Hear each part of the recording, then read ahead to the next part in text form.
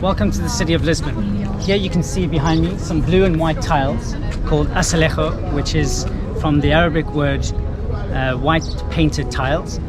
All around you'll see around Lisbon, in parks and in churches and all around the tourist sites, in park squares, you can find these white and blue tiles which have a lot of Chinese influence and have a historic culture around the city.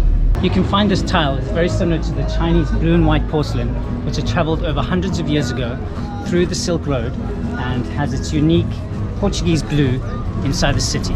Well, out of this gallery, which is displayed in chronological order, from pieces we have pieces, ceramic pieces from the Han Dynasty up to porcelain pieces from the Qin Dynasty, I'll have to highlight these pieces from the Ming Dynasty. Correct. The blue and white, of course, unveils blue. They date back to the Zhengde Emperor and the Zhejiang Emperor. So this is early 16th century, and so they are quite important to us because they tell you about these very first relations between China and the European, in this case the Portuguese. So we are very proud. They tell us of the beginning of this relation that later on went on to what we call the first commercialization, the globalization of this type of commerce between China and the Occidental world. Regarding our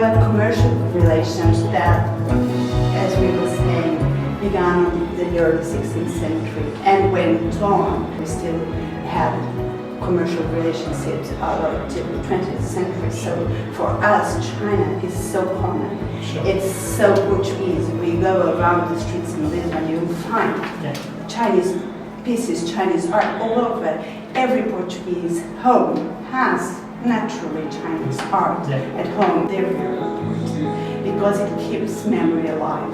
When there's an important piece at home and your grandfather says, please don't touch that because it's Chinese, because it belongs to my grandfather, they brought it from Macau, for instance, and they say, why? Heritage. And so heritage. And you know, as you grow up in Portugal, you learn about China. It's a faraway country, but it's not strange for us. It is so important to keep on these good relations.